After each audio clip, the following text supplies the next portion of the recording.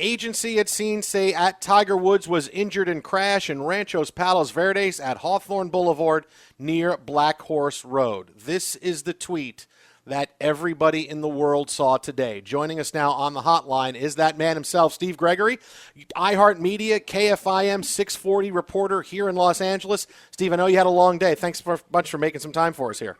Of course, guys. My pleasure. All right, so let's go back to the beginning with this. How did you hear? You were the one that had this story. How did it come about? You found out about this, and you were able to tell everybody. Yeah, it's just good old-fashioned way. Sources.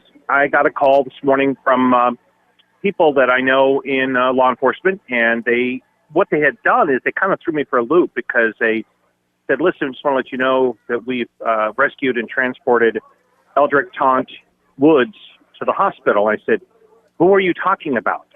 I have no idea who you're talking about. And I didn't know Tiger Woods' real name was Eldrick. And they finally clarified, I didn't know it was Eldrick Taunt Woods. I just didn't know that.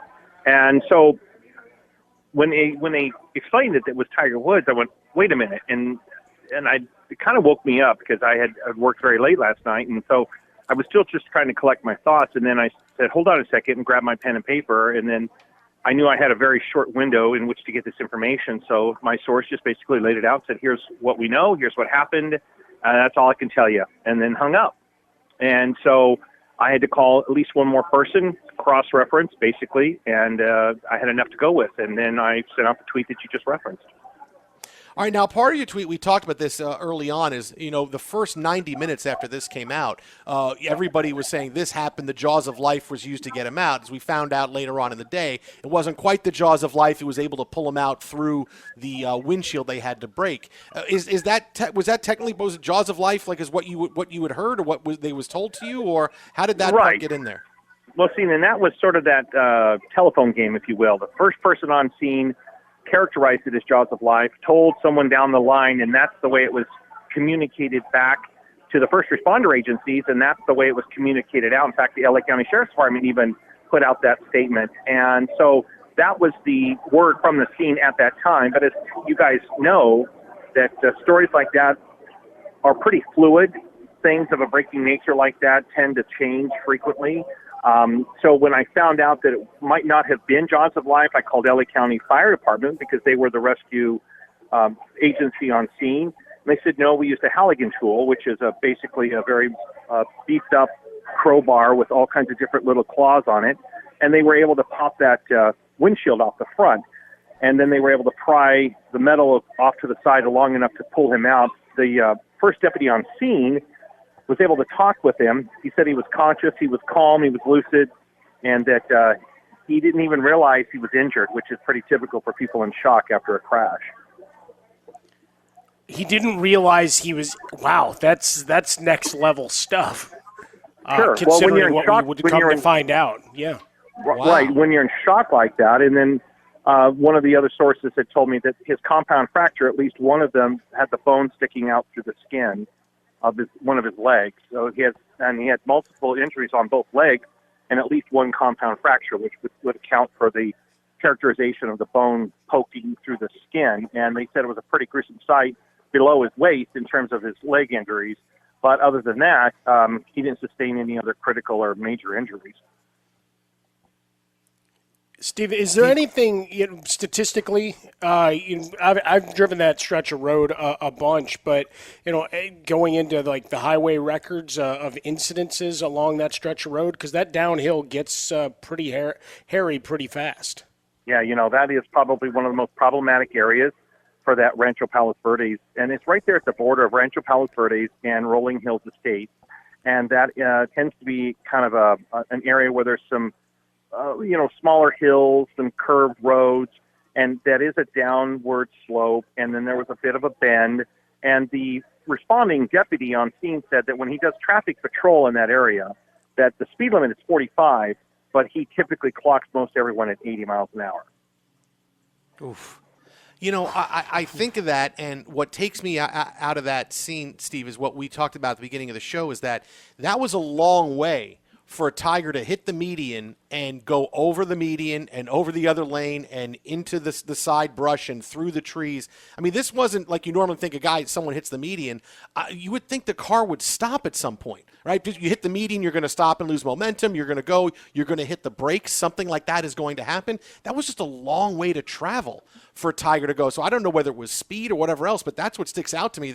That's the big question I want to answer is why did that car travel so far? Did it roll just forever and it rolled over and over and over? What do you think that was, or what was being talked about at the scene? Well, I certainly can't speculate, but I can certainly tell you that both the deputy and the sheriff indicated that speed played a factor in this. And it wasn't said with any kind of definitive conclusion, but they did say based on what they can see and what they've witnessed many, many times before. And the deputy said, I'm a traffic cop.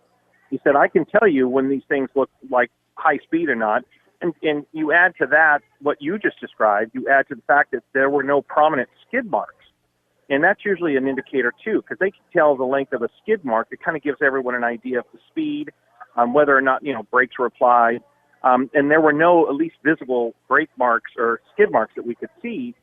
They say that it was pretty obvious that speed played a factor, but they're not going to, they can't say what caused that distracted driving. There's been all kinds of speculation and just mere speculation that perhaps he was texting and driving, perhaps that he was impaired. But then the sheriff said right out of the chute, there's no evidence that there was any impairment. But that only includes alcohol, because that's the first thing a deputy or a police officer smells at an accident scene. They're sniffing for alcohol. Then there just wasn't any prominent odor of alcohol on the scene. That doesn't mean there wasn't any kind of impairment. It just says there didn't appear to be any impairment on the scene. Fox Sports Radio, Jason Smith Show with Mike Harmon from the Farmers Insurance Fox Sports Radio studios. On the hotline with us, KFI AM 640 reporter, correspondent, it's Steve Gregory. At Steven Gregory is where you can find him on Twitter. He was the one that gave us the news this morning of this accident in Palos Verdes involving Tiger Woods.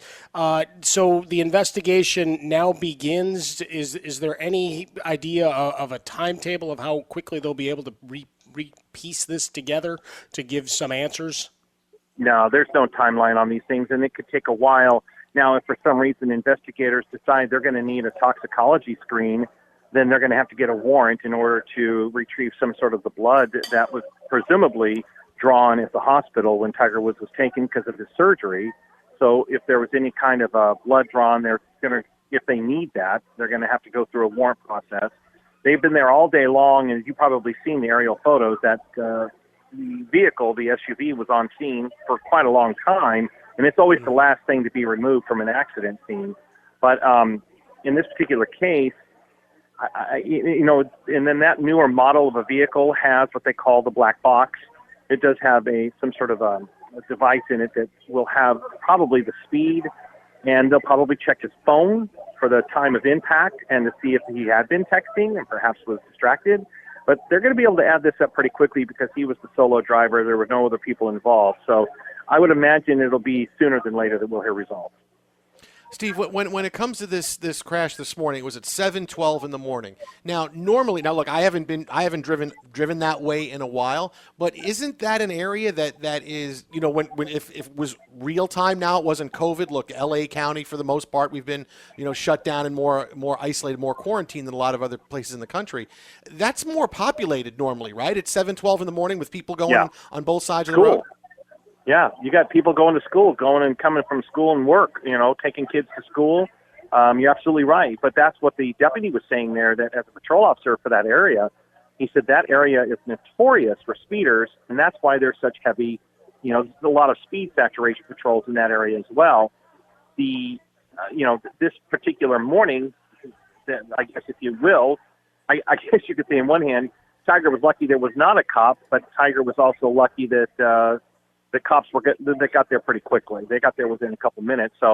But typically they said that they would be doing some sort of saturation patrols because, as you indicated, that is always a busy area down there because it's right smack dab in a very popular residential area. Steve, I have to ask about your job in general in reporting. How deep is the search history of trying to learn a little bit about a lot across this great Los Angeles area that you cover? Well, let's put it this way. No 2 days are ever the same. Like this morning, I had my day already mapped out, and there were 3 stories I wanted to cover, at least work on today. And those have all been just kicked out the door because of this. And that's the nature of my job. The only way I can really leave my job is when I can leave the state. Other than that, if I'm within shouting distance of my headquarters in Burbank, I'm always on duty. You can follow him on Twitter at Steven Gregory, KFI reporter here in Los Angeles, iHeartMedia. Steve, thanks so much. I know it was a long day. We thank you for stopping by with us. Appreciate it, and we will talk to you soon. Always a pleasure. Call anytime. All right. Appreciate you, Steve. Thank Gregory. you. That is some kind of stuff. I mean, first of all, it's funny that people know Tiger Woods is such a celebrity, right? And I went on ABC 7 here in LA earlier today on TV to talk about Tiger when they were on their crash coverage. And they asked me about Tiger, and I said, listen, Tiger's one of those guys that it's one name, right? It's Tiger. You don't even – Tiger Woods, no, it's just Tiger. There's certain guys, it's just Tiger. It's LeBron. It's one of those people. So when to hear Steve go, I didn't know his first name was Eldrick, you think, oh, yeah, like because you know it. You and I know it because we do, because right. we're sports people, right? Sure. Everybody that watches Tiger Woods play knows his name is Eldrick, right? But you think, hey, here's a news reporter going, Eldrick Taunt Woods. I don't know who that is. Who is that? You can imagine. That's Tiger. Oh, now I get it. I mean, it's so foreign when he said that, but you get it because when news has to cover sports like this, it's just not second nature like it is. It's not anybody. If someone had said it was an assemblyman from Orange County, he'd have had that right away, going, oh yeah, that's so and so. They're here. Knowing everything around LA. But you get into a situation that's outside of what they normally report on, and it can be like that sometimes.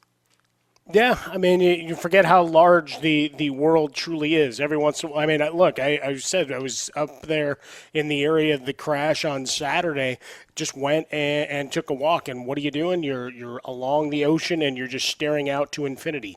And a reminder of how small you are. Same thing here. No matter how much we may think that a player, a public figure pops through and it's common knowledge who they are, real names, right? Because you can play that game with a bunch of celebrities. What's their real name?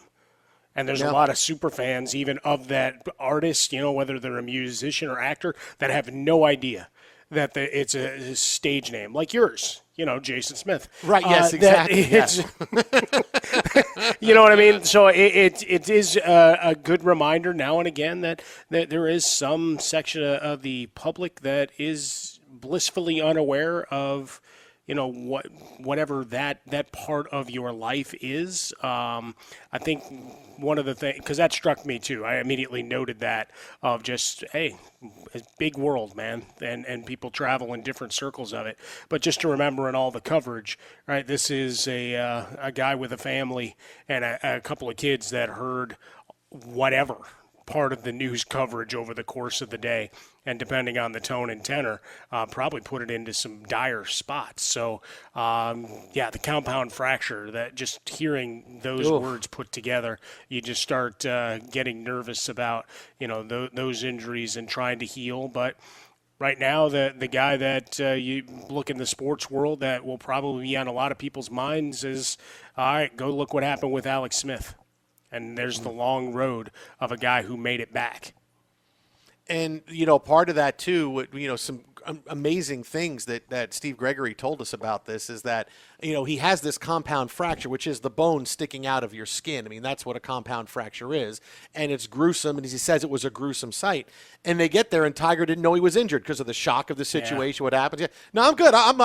I'm good. But that's what we all do. When something happens to us and we, something bad happens, your body recognizes that right away. Like, whoa, I'm okay. Like if you get hit in the head with something, you fall and you land and something happens, you know right away, whoa, something's wrong. Obviously, the endorphins in your body take over, the adrenaline, and you think, okay, one thing is, I'm okay. You're getting it in your head. You're going, I'm okay. And that's where, obviously, because Tiger couldn't feel anything yet because all that stuff was going through his body. Yeah, I'm all right. No, I'm okay. I just got to, all right, the police are coming. I got to get out of here. I can't really get out of here now. And maybe he saw his leg but didn't process it. Just like, no, I'm okay. I can get up and out of here. I mean, that's just a really normal thing, but it's still shocking to hear that, you get there and, Tiger is talking very lucid. I had an accident. All of this stuff happened. And, he's got a bone sticking out of his leg and doesn't know that he's injured. I mean, that really is some eye-opening stuff there from Steve Gregory. If you missed any of it, we're going to play it back later on in the show. We'll also put it up on Twitter at Fox Sports Radio, and it's also going to be in our Best of iHeartRadio app, iTunes as well. Wherever you listen to podcasts, you can download it, listen. Steve Gregory, who broke the story earlier today about Tiger Woods' accident, joining us for a few minutes here on the show.